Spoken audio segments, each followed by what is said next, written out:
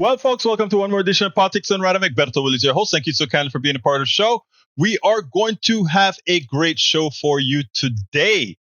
What are we going to talk about? We are going to talk about several things, and here it is. Let me put it up on the screen what we're going to talk about. We're going to talk about today progressive Democrat Molly Cook in Houston area, newly elected Texas SD 15 state senator. I think I'm so proud of this young lady.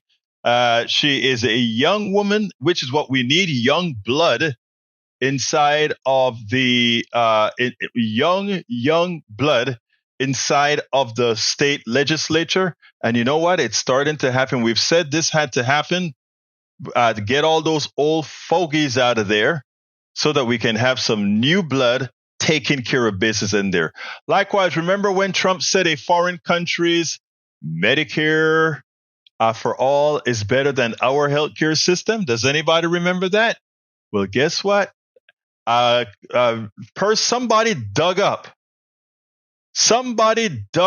one of my very, very, very old blogs and found that I had written about that in 2017. So I kind of refreshed that piece and brought it back because it is nice hearing that every so often we can get a truth. After the several thousand lies, we can get a truth out of El Señor Trump. Then, of course, there is Tim Scott.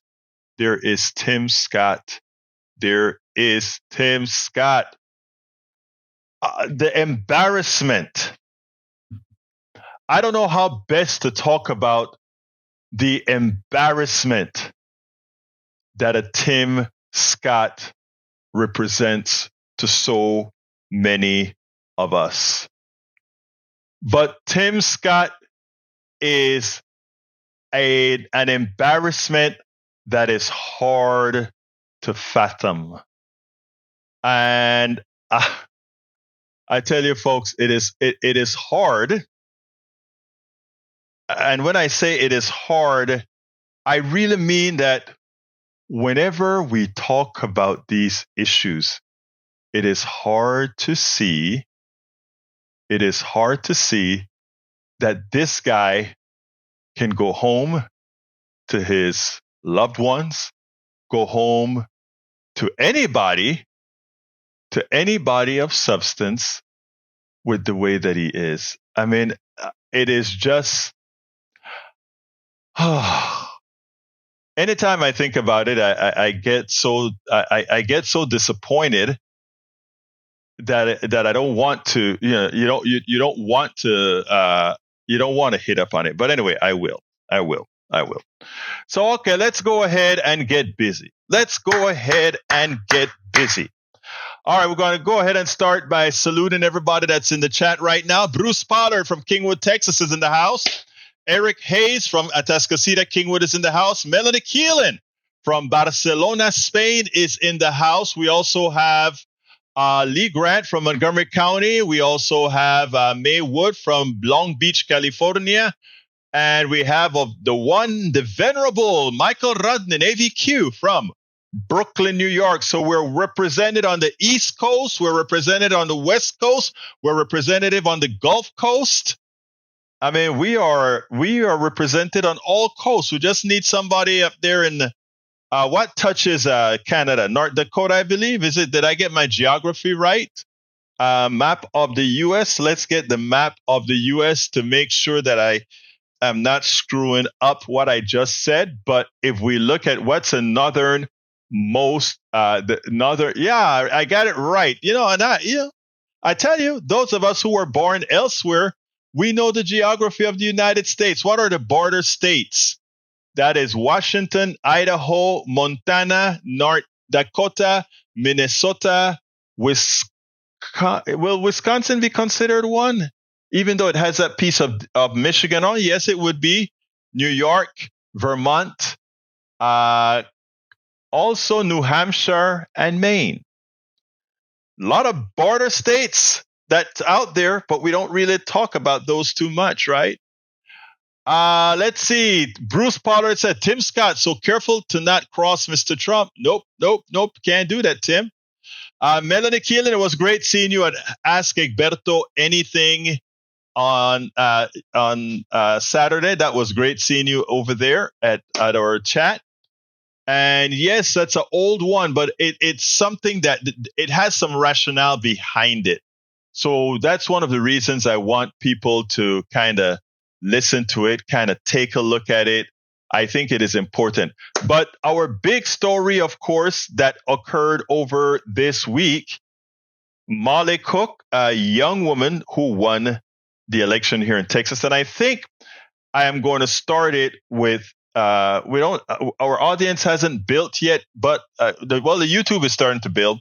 But let's go ahead and start with Molly Cook. And then we'll move on to the other subjects afterward. Because, like I said, I'm very impressed with what this young lady was able to do with her crowdsourcing of her campaign and much others. So let's go ahead and get that started. Welcome to another edition of Politics Done Right. Today, we are honored to have the newly elected state senator for District 15, Molly Cook. Molly Cook is a nurse. Molly Cook is an activist. Molly Cook is somebody who has engaged her community and did politics the way politics should be done. Welcome to Politics Done Right. Molly Cook, how are you doing this afternoon? We're doing just great. Thank you so much for asking. Thanks for having me on. Well, let me tell you, as soon as I checked that race and I saw that you were winning the race in a landslide, it kind of made me pretty happy. And the reason why is that you beat the machine. How did you do that? Well, it's been a long road of really hard work and showing up over and over again, authentically, bringing home wins, even as a volunteer organizer, and just knocking a ton of doors and raising and spending a lot of money in the district.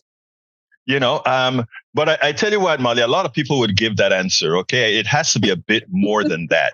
That's a political answer. I want. Let me suggest something to you.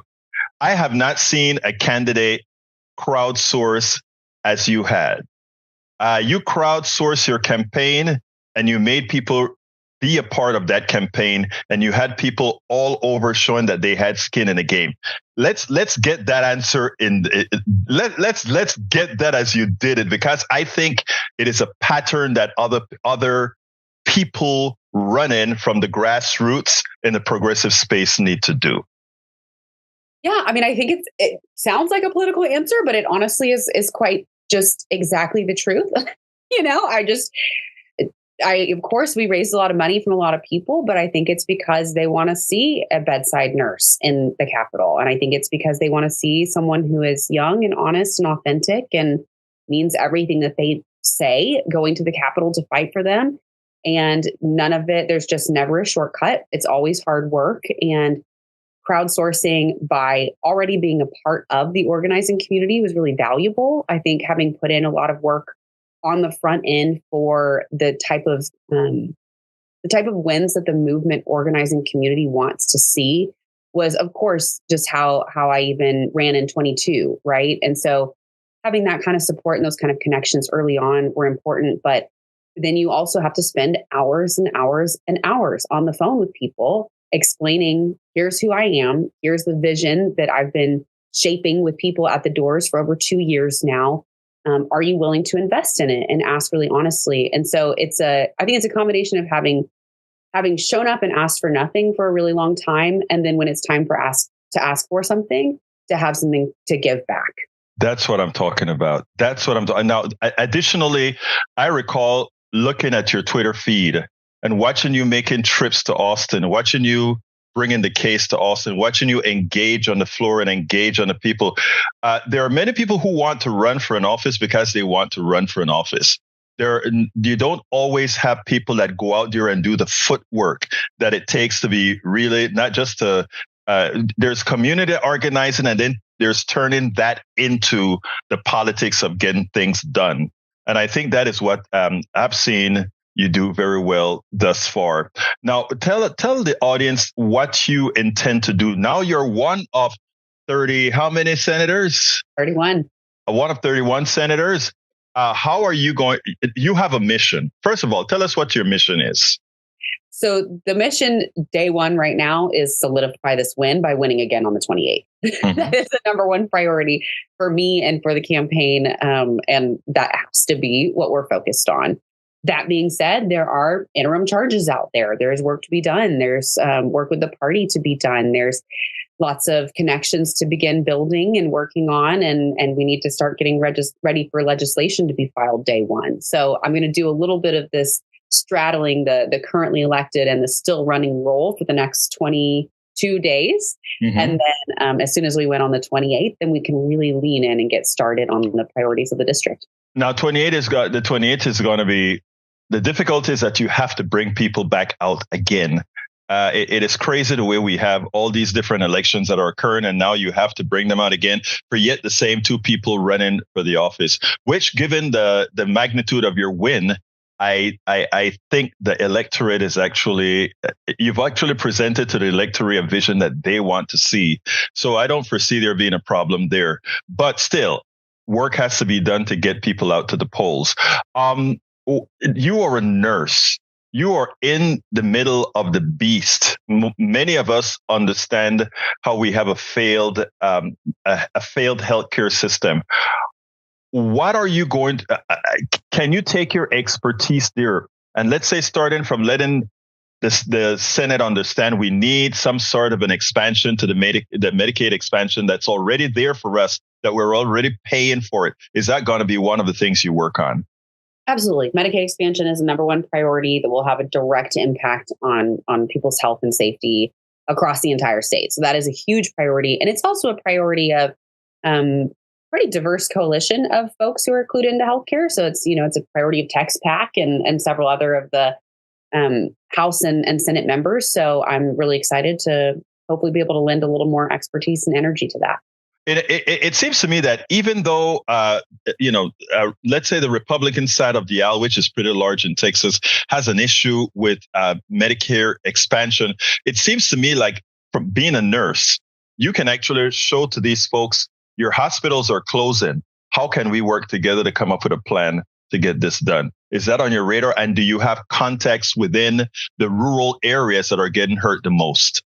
We'll find out about what exactly the landscape looks like, but I think that you're hitting the nail on the head, and it's going to be really important to reach the people. And that's what I want to bring, is that grassroots approach. I understand that the person may be sitting in that seat as opposed to Medicaid expansion, but does their district really understand what this means for all of us, and that we're leaving billions of dollars on the table for a variety of perhaps motivations? And do people understand that? And can we find a way to communicate that to people, to reach them with the good news that we can expand Medicaid in this state, we can save lives, we can reopen rural hospitals, we can attract physicians to rural communities or low-income communities, et cetera. So that is going to be a number one priority day one. And on May 28th, I can't wait to start making those calls. Two questions left. And the first one is, and this one is on the healthcare subject again. What I find with many progressives, many folks who are out there, is that I don't think they sufficiently engage that side that you just spoke about, to talk to the people and let them be an advocate and put your face out there as far as this is what we need. I don't see that a lot. Is that something that we're going to get out of you? Are you going to go into Timbuktu as you're doing? I know you have your district, but are you going to go out there and really fish for these people? I think that a lot of people would say that the divisiveness right now is a problem, no matter which side of the aisle you're on, no matter how you vote, no matter where you're at in the state. And I see grassroots organizing as a way to really bridge that gap. And a lot of the time when we don't see change starting from the top, we can bring about change starting from the bottom. And so I'm fully confident and really excited to start reaching out statewide to people and finding out, who's in favor of these policies and who wants to be a part of the machine that we're going to use to get some movement on these. Last question. What would you have liked me to ask you that I didn't? I think just reminding people that we've got to get back out and vote again in the runoff to solidify this win and make sure that we really do get a nurse and a community organizer in that seat for the next full term so that we can really dig in and get to work. So, find us at Molly for Texas on social media, mollyfortexas.com, make a donation. help us get out there and knock on doors. Just to share, we knocked on 23,000 doors since the primary, just for the special election, and made 32,000 attempts overall. So we will need help again reaching people by phone and at the doors. And I'm so excited to win on the 28th and to begin serving this district. Newly elected State Senator Molly Cook, District 15. It's been my honor to speak to you, and I can't tell you how proud we are of what you've attained. Thank you. Thank you so much, Egberto. Really appreciate you. And yes, she did it, and that's what we need to have a lot more of our, young people do. They have to go out there and they have to, how should I put this? They've got to go out there and take it. That's what I need to say. They know they need to go out there and simply take it. Take it on like she did.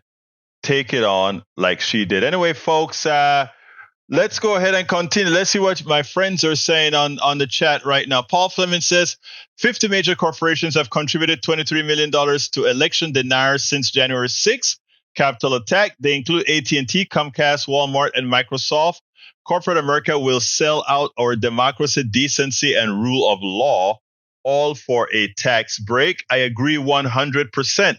That's the definition of capitalism. Paul Fleming says, your regular reminder that if not for the Trump and Bush tax cuts, federal revenues would keep pace with federal spending indefinitely. Instead, these tax cuts have added $10 trillion to the debt. The so-called party of fiscal responsibility is full of it, and it has always been full of it. And, the problem that we have as well is that our media doesn't tell you. Paul Fleming from Atlanta, Georgia is in the house. I didn't give you a good salute this morning. Yes, Bruce, I realize that Wisconsin borders Canada via the lake. But that's why I was hesitating to say that. I think as well, Michigan, but they have an underground tunnel that goes, I think it's from Detroit.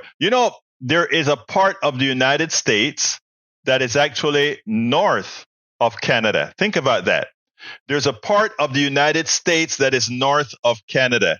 Whenever you think Canada is north of the United States, but a piece of Canada is south of the United States. I learned that when I went out to Michigan for a Netroots convention. Anyway, Molly has until December, right? No. It depends. There's another election on the 28th between Molly and the same person she ran to take over Whitmer's position. So that continues. But it's even more. If she wins that, she also has to go up against a Republican in November for that SD 15 seat. But I don't think there is any doubt who will win that SD 15 seat. Whichever Democrat wins out of who comes out of SD 15 will win that seat. All right, let's see what else we got here. E2247 is reminding us that today is day 230 since 7 October 2023, and at least 34,735 Palestinians have been killed. Let's put it in the right words. Have been genocided. 52 persons more than the day 212, plus at least 78,108 wounded, 90 persons more than day 12, is equal to 112,843 casualties for the war thus far. That's a large percentage of the population. As he says, we're U.S. to be in the situation of Palestine now, 213 days into genocide by Israel. USA has proportionally killed 7,049,227 in the U.S. population. So what has been killed, the amount of human beings killed in Gaza is equivalent to us having north of 7 million Americans killed. That's a shame. House Mouse, welcome to Politics Done Right. What's your city and state? I like to try to remember everybody's city and state so that the next time I see them, I can say, hi, yeah, from you know where. Okay, let's see what else we got here. Maywood says, okay, he's talking about misrepresentation. Yeah, I heard some misrepresentation. I even heard it from Democrats. I heard some Democrats talk about other Democrats supporting Hamas, meaning the kids who are protesting. And I think that is uncalled for, and I think that is wrong. I know Fetterman said that. Fetterman was interviewed on the Senate, in the halls of the Senate, and he had something to say about Hamas supporting Democrats. That, I mean, look, I supported Fetterman, and I likely would still support Fetterman. He's a good progressive voting person, but when it comes to Israel, he's completely off base. Fetterman is completely off base. He sounds like an AIPAC sycophant. He sounds just like how Hakeem Jeffries yesterday on 60 Minutes sounded like an AIPAC sycophant. And even the interviewer said, "My God, even brother Jewish Senator Schumer was able to say Netanyahu is wrong. Netanyahu needs to be gone." And you can't even say Netanyahu did something wrong. Hakeem Jeffries, what the hell is wrong with you? She didn't quite say it that way, but she meant it. And you could watch it in his face. He's strong on all the points about what progressives want, progressive needs. And when it comes to Israel, he sounds like a complete Neanderthalistic sycophant. It was embarrassing to watch Hakeem Jeffries on 60 Minutes. I'm sorry. He was just a step below Tim Scott. And talking about Tim Scott, before I get to the rest of your stuff, which I promise you I will get to, and I will talk about Al Jazeera, which was shut down by Israel, talking about free press. By the way, that's what Trump will do to MSNBC and a few others if he's into power. He will get his FCC, which is under the executive, to close these guys down. But anyway, let's listen to Tim Scott, the embarrassment of a human being. Tim Scott, let's hear what he had to say. Tim Scott, one of the most profound embarrassments we have in the Senate, once again does it, carrying the water for Donald Trump. This is a guy who certified the election. He deep in his heart knew that the election was fair. He knew that the election, there was no significant problems with the election. And most of the problems where we had fraudulent votes in the election was conducted by Trump supporters who attempted to vote once, twice, more than once, twice, etc. So here is the deal. He goes on to meet the press and he's asked a simple question: will you accept the results of an election? And he turned himself into knots, not to show that he's accepting it. And by stating that specifically Trump will win and he will accept the election as Trump will win the election, it shows the full-blown fascist stance that the Republican Party is now taking. Listen to this, then we'll take it on the other side. Let's talk about some of the headlines this week. In an interview, Mr. Trump this week again would not commit to accepting the election results of 2024 if he loses. He still hasn't conceded the last election. You, of course, did vote to certify the 2020 election results, and you've said, quote, "it was not stolen." Why would you join a ticket with someone who believes the exact opposite on this critical point? I think we have to listen to what President Trump said and not what the reporters said that he actually said. Here's one of the things that he's been very clear in, and even talking about the situation in Wisconsin. What he said was he expects there to be an honest election. He expects the results to be clear and for him to be successful. I expect him to be successful as well. There's no doubt that when you look at the polls across our country, the one thing that is crystal clear, that the American people now having a contrast between 4 years of Joe Biden versus 4 years of Donald Trump, they're really excited to get back to the Trump years. And so I expect the election to be fair, and I expect Donald Trump to be our next president. In terms of what he said, he specifically said, if it's not fair, as you're saying, you have to fight for the right of the country. And just this week, he said that he won Wisconsin falsely, Senator. So again, to the point, you voted to certify the election results of 2020. It's the exact opposite of what you said and did after 2020. Why would you want to be on a ticket with someone where there's such a fundamental difference? There is clear facts here. President Trump himself said he expects this election to be fair, he expects it to be honest, and he expects to win. That's what the presidential candidate should expect, and I expect the exact same thing. And frankly, the American people agree with him. This is an issue that is not an issue, so I'm not going to make it an issue. Well, Senator, will you commit to accepting the election results of 2024? Bottom line. At the end of the day, the 47th president of the United States will be President Donald Trump. And I'm excited to get back to low inflation, low unemployment. Wait, Senator, yes or no? Yes or no? Will you accept the election results of 2024 no matter who wins? That is my statement. But is it just yes or no? Will you accept the election results of 2024? I look forward to President Trump being the 47th president. Kristen, you could ask him multiple times. Senator, just a yes or no answer. So the American people will make the decision. But I don't hear you committing for President Trump. That's clear. I don't hear you committing to the election results. Here's the challenge. Will you commit to accepting the election results? This is why so many Americans believe that NBC is an extension of the Democrat Party. At the end of the day, I've said what I've said, and I know that the American people, their voices will be heard. And I believe that President Trump will be our next president. It's that simple. But senators, you know, the hallmark of our democracy is that both candidates agree to a peaceful transfer of power. So I'm asking you as a potential VP nominee, will you accept to commit to the election results in this election cycle, no matter who wins? Just simply yes or no. I expect President Trump to win the next election. Listen, I'm not going to answer your hypothetical question when in fact, I believe the American people are speaking today on the results of the election. And if it continues for the next 6 months, we find ourselves in a great position where we get back to another century of American prosperity. Yeah. I'm looking forward to that.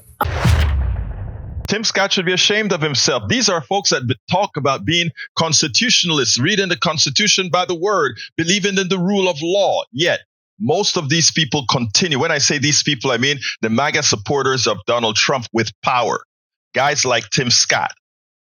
They go ahead and completely go against what this nation should be all about. Well, as it turns out, like I've mentioned several times, forget about the polls today. Americans are going to wake up and understand that what they have is ineptitude by braggadocio, and they will not again support that. I continue to believe that as people get more into the politics, as people get into what has to be said, as Democrats, which are the only ones who could lose this election for themselves, get aggressive, not play defense, but play offense. As they do that, I think there's going to be a big turn in the case as it was during, let's say, Reagan's sad win over Jimmy Carter. But we'll see.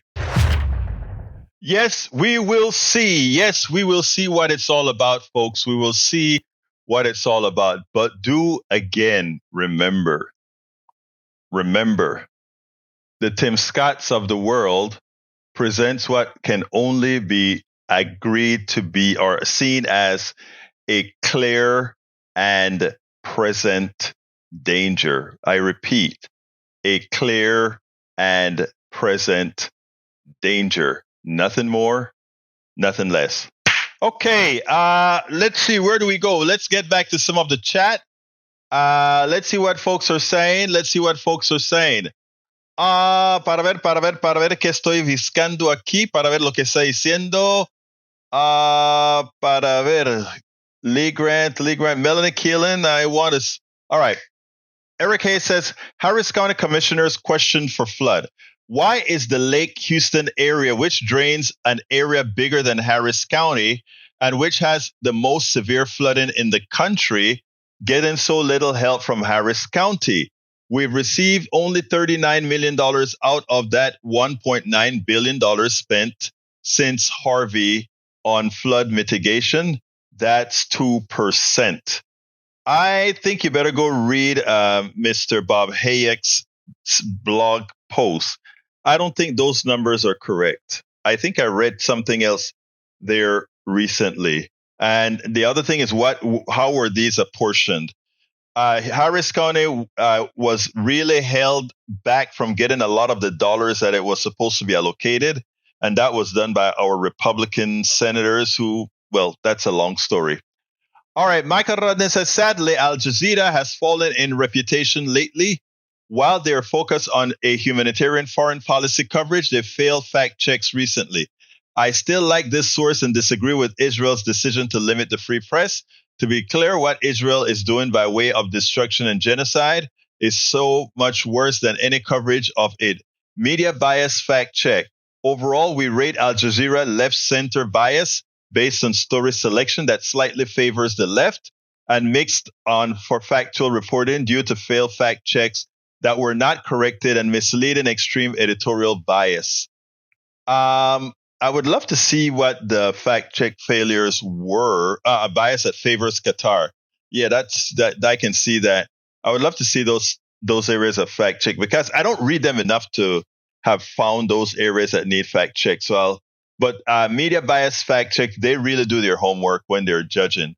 After all, hey, they judge us as highly accurate. So what can I say? Meaning they judge Egberto Willies.com, Politics Done Right, as highly accurate. All right, continue. We got Faraver. Paul says, Judge Merchan addresses Trump directly regarding his continued violation of the gag order. It appears that $1,000 fines are not serving as a deterrent. The last thing I want to do is to put you in jail.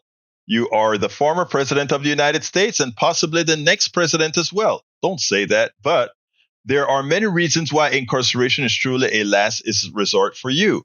To take that step would be disruptive to the proceedings. But at the end of the day, I have a job to do. Yep. All right. One other thing, Michael Rodden said, Egberto, it's an honest question.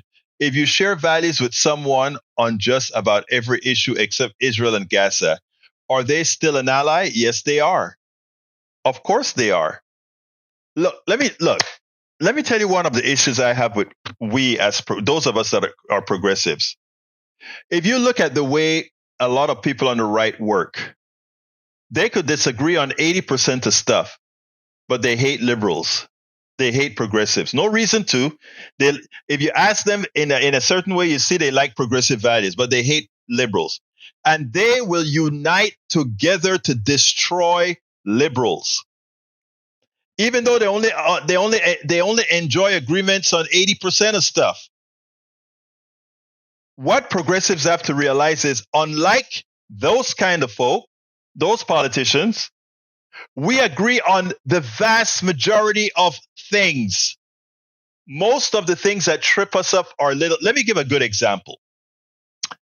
You guys know that I talk about Medicare for all. I believe in national Medicare for all. But we have yet to be able to attain it. We have a bill in Congress, but it's going nowhere.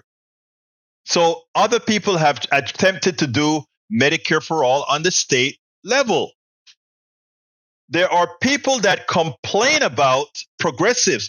Both of these are progressive items, one at the state level, one at the national level. Instead of these people working in parallel and whoever gets theirs first, support them, push it, they form factions. Oh, you don't want to do this because that is not how it's best done. It's best done if we get it all at once or nothing. And the other folks I'm not working with them because they don't want to work with us on a piece-by-piece basis. You move the needle forward and you help people, you get them better. It may start, okay? Otherwise, it may start differently. But folks, don't let, Obama used to say it, even though sometimes Obama really pissed me off, but Obama used to say it. He said, don't let the perfect be the enemy of the good, or something of that nature. So Michael Rudden, the answer is the following. Let me say, if you disagree with somebody in one thing, two things, or whatever, disagree with them, give them a hug and move on. We agree on all these other things. Okay? We agree on other things. Michael Rodney also says, just to be clear, the point of this honest question, there's a lot of people who still have a blind spot when it comes to the defense of Israel, despite the indefensible. Yes, they do. And, we have to work with them, and we have to realize that a lot of it has been indoctrination of their belief. Israel also sells this point to a lot of its citizens. We're under attack. Everybody wants to kill us. We're under attack. The reality is that's not true anymore.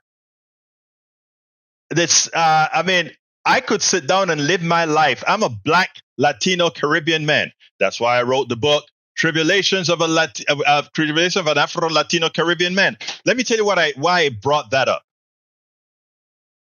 There are people who just hate me for the way I look. There are people who just hate me for the way I speak. There are towns or counties, if I am in that county at night by myself, I'm likely more in trouble than a Jewish person being in that county at that night. And I am not going to go around America, blowing stuff up because people hate me and preemptively killing people because they may kill me. But that is what we have with the state of Israel. Okay? Black people and people of, there is a hell of a Black-Jewish alliance that should always be maintained because they share a shared experience of mass killing of their people. Okay? They share that experience. And while Jewish folks would say, well, we were exterminated, we would say, well, in the transatlantic slave trade, we were expendable. They figure they pack us up in a ship and they figure they'll bring back 70% of the people. The rest are just trash that you throw in the ocean to feed the shark for those who don't make it. And of course, survival of the fittest says, hey, if you can make it over in that nasty trip from Africa to the promised land, man, you're going to be a hell of a worker when you come to the United States or to Brazil or to Panama or to Jamaica or wherever it is that we landed. The fact of the matter is you can't live your life wanting to hurt others before they hurt you or assuming that they hurt you or don't like you. But many, a Jewish friend of mine as well, they have it inculcated in their minds that since they're under attack, that PTSD of the Holocaust, etc., which is understandable, right? But there's still also the Holocaust of how many of us are treated. That's why I wrote this. I said, in as much as I can see all those treatments as well, I keep my smile on, journey forward, and you do what you have to do to survive. I get you, brother Rodnin. Hug on that person. Hug on those people who are making those statements that you're talking about. Don't break the relationship. Hell, I don't even break the relationship with MAGA. Okay? I won't break my relationship with my MAGA friends. Hell, I got relatives that are MAGA. And I'm not going to let politicians and ideology break my relationships. It won't happen. It will not happen. Then they win. No va a pasar esa vaina. Okay? All right. House Mouse says, House Mouse, you still haven't told me where you're from, I don't think. House Mouse says, one inevitable worries that Bibi will attempt some false flag attack. He will. Not unlike the ones in Buenos Aires in 92, 94. And will play right along like Argentina back then, or Chile, Pinochet. Okay. All right. Michael says, Egberto, some conservatives view the Constitution the same way they view the Bible. It's a document that they believe in, yet have never read. And not only that, it's a flawed document. It always surprised me that so many are flaw to it. The fact that the Constitution had to have so many amendments told you that originally it was flawed anyway, and we're fixing the flaws, right? It's not blasphemy to tell that about the Constitution. All right, continuing. Let's continue. House Mouse check who's actually typing. Restream bot is just repeating comments from FB and Twitch over YouTube. Yeah, that's how it works. All right, continuing. I'm scrolling down. Utah's safety net for the poor is so intertwined with the LDS Church that individual bishops often decide who receives assistance. Some deny help unless a person goes to services or get baptized. That would be bad. But by the way, just exposure. My mother is Mormon, and she really enjoys the church. I tell you what, it's interesting that the church is a socialist enterprise, right? She enjoys the church. It's amazing. And I think it works out well with them, the way they have the camaraderie among folks, etc. They take care of each other. It's a good thing. Now, I don't think you should mix church and state. But while I disagree with the church and the racial connotations that the church has had for its inception, but of course, God told them to start liking black people later on. What can I say? But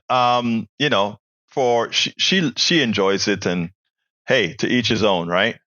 All right, Michael Radin says, Egberto, conservatives have been made to hate liberals due to culture war issues that don't actually affect their lives personally, where they want to impose their warped beliefs onto other people's lives. Conservatives also believe in hierarchical societies where them and theirs are on top of everybody else, rather than a more egalitarian societies that their opposition wants. And Michael, it could actually go a bit deeper than that, right? Because you said that they want to control, they have these cultural beliefs, but the cultural beliefs that they have, generally they can't even live up to those particular cultural beliefs. Think about it. All these things that they go out and they claim that they support, look, I mean, they don't even live up to those purported beliefs that they have. So you tell me. All right, Mike Cisak from Missouri is in the house. He says, Maywood, well, the only so-called Palestinian is because they want to kill every Jew there is, just like Hitler wanted to do. The Gaza people are just as radical as Hamas. There is no meeting halfway with someone who wants to kill you. If you believe that, you need to get out of Missouri and go speak to Palestinians all over the world, okay? In Panama, Palestinians and Jews live together. Jews go eat Palestinian food, and Palestinians go eat Jewish food in their restaurants. In Panama, Jews live harmoniously. In the United States of America, Jews live harmoniously. In Jews and Palestinians. In Europe, many places, Jews and Palestinians live harmoniously. After Hitler did what he did to Jews in Germany, it has become illegal to have any negative connotation towards Jews in Germany. It's time for people to wake up and stop believing the narrative out there. In Israel, Jews and Palestine break bread. In Gaza, Jews and Palestine break bread. Now, the political framework is where a whole lot of this stuff happens. And then, of course, there are the sycophants who go ahead and lead it. I wish more people would get out there and not just take things monolithically. Okay? It's important. Egberto agreed. The Bible is a flawed document. Absolutely so. Absolutely so. Egberto, it's why I said they want to impose their beliefs onto others, never said they live as they believe. Blind hypocrisy is common among conservatives. As Mike Cisak says, Egberto, when I was in the military, I went to many of the Middle East countries. So about over 90% there wants to kill. You don't have those numbers. And being in the military, being over there doesn't tell you much. I have a lot of friends from Panama who served the United States in the military and have been all over the world. And many of them comes and they tell you the same story. It is what happens many a times is you use your own prejudices to interpret the prejudices of others. But anyway, we have one more video to show, And this one is about, remember when Trump used to love Medicare for all. Remember the time when Trump accidentally supported Medicare for all? When Trump told you that a foreign country had a better healthcare system than ours at the time that he was trying to do a Trump care, which of course was also a failure? Check this out. Minister of Australia just spoke about the bill that was passed and about the Senate's role in this. Take a listen. Could get maybe even better. It's a very good bill right now. The premiums are going to come down very substantially. The deductibles are going to come down. It's going to be fantastic health care. Right now, Obamacare is failing. We have a failing health care. I shouldn't say this to our great gentleman and my friend from Australia, because you have better health care than we do. They do have. They have universal health. I know. I thought you would. Okay. Wait a minute, Chris. All right. The president has just said it. That's great. Let's take a look at the Australian healthcare system, and let's move. Maybe let's take a look at the Canadian health system or systems throughout Europe. Thank you, Mr. President. Let us move to a Medicare for all system that does what every other major country on earth does: guarantee health care to all people at a fraction of the cost per capita that we spend. Thank you, Mr. President. We'll quote you on the floor of the Senate. Well, and this to me seems a really important lesson here, which is they've made a lot of promises. They're promises that are contradictory. Deductibles will come down, premiums will come down, more people will be covered. The president said during the campaign he's not going to cut Medicaid. Clearly, they're going to cut Medicaid.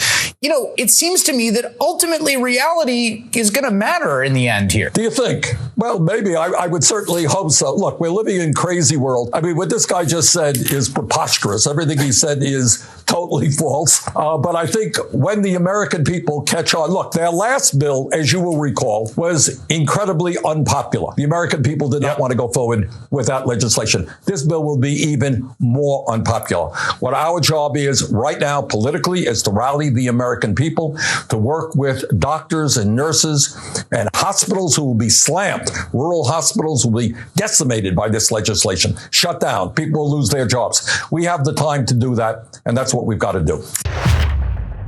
Now, folks, when Trump forgets that he is on stage, ever so often, the truth kind of comes out.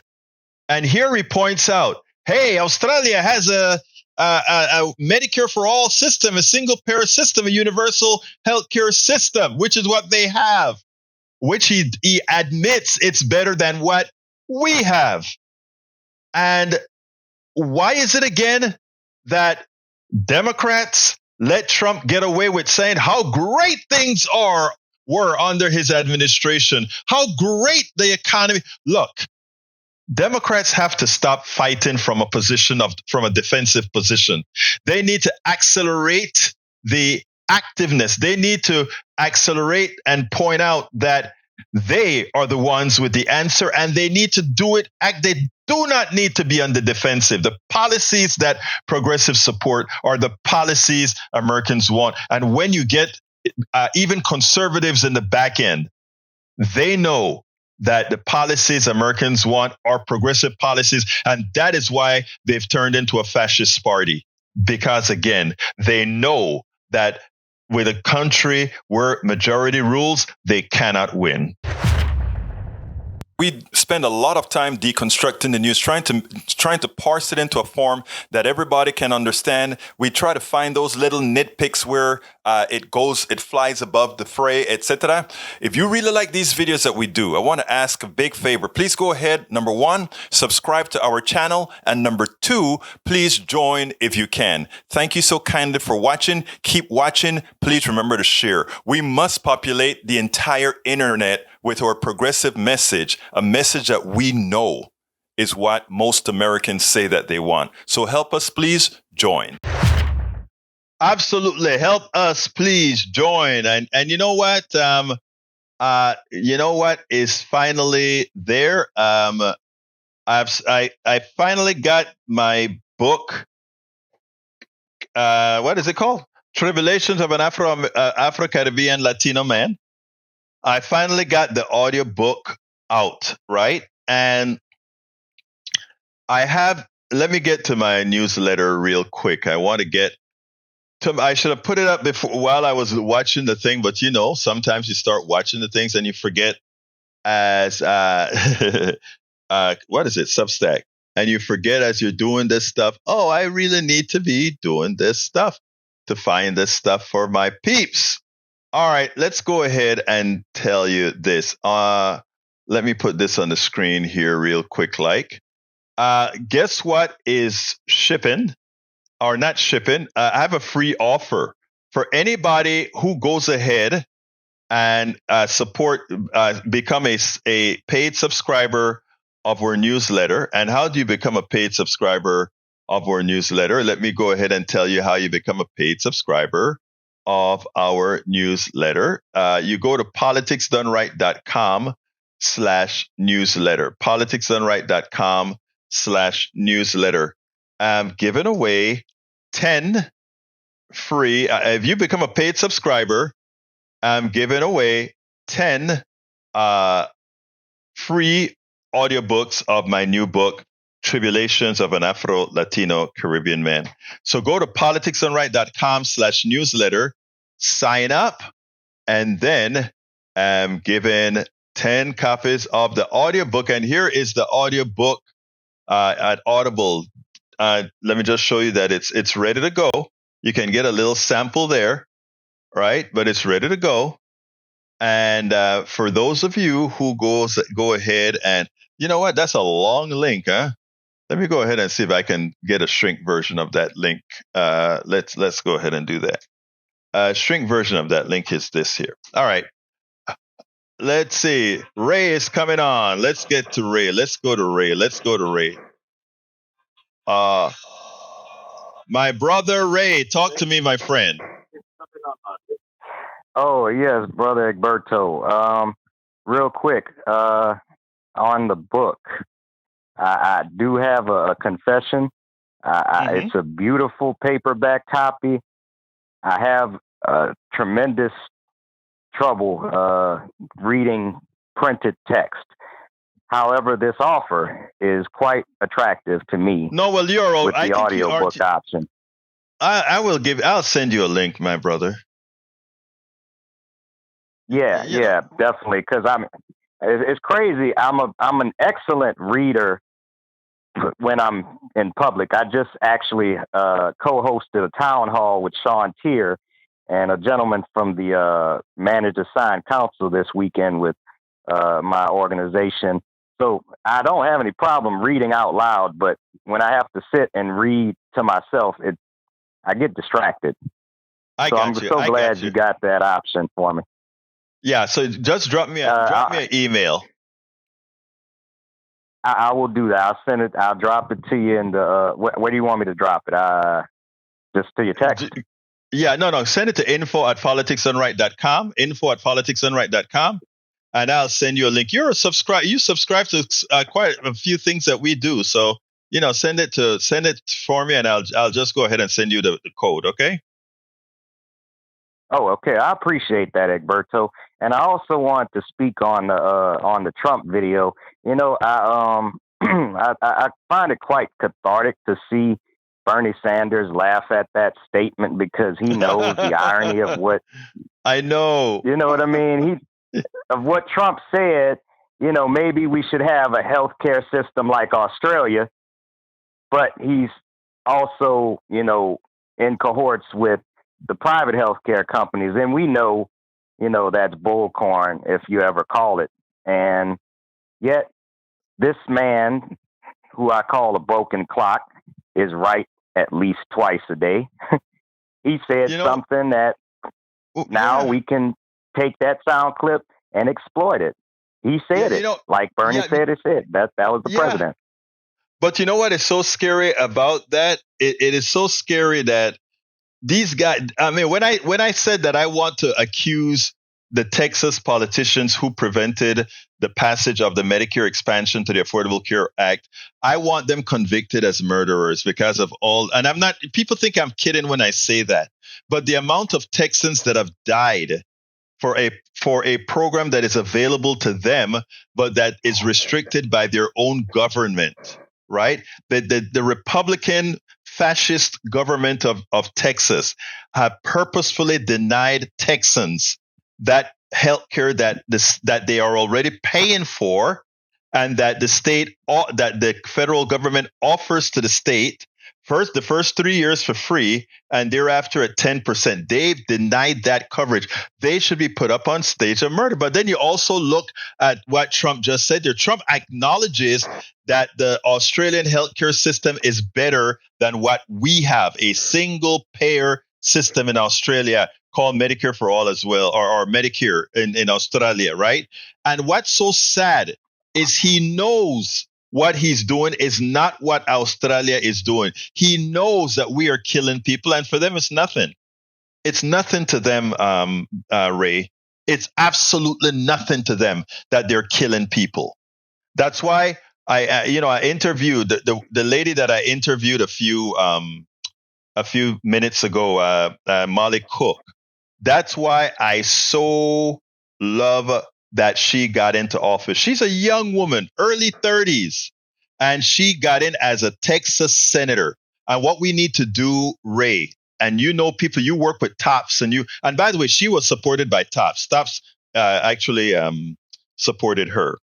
But what? Oh yeah, absolutely. I was block walking. So there you go. I just want to say, Molly, if you're listening, we're proud of you. We're glad that we could be a part of your success, and we know that we look forward to working with you. And I sat and listened to your vision of what you are able to bring to that position. So definitely, we're here in your corner. I got to run. We're running out of time. But before that, Ray, remember to get your posse together again. She needs your help on the 28th and the pre-election as well, because it's not over yet. She needs to get the 4-year term. Right now, she just finishes Whitmire's term. She needs to finish her 4-year term by winning again on the 28th.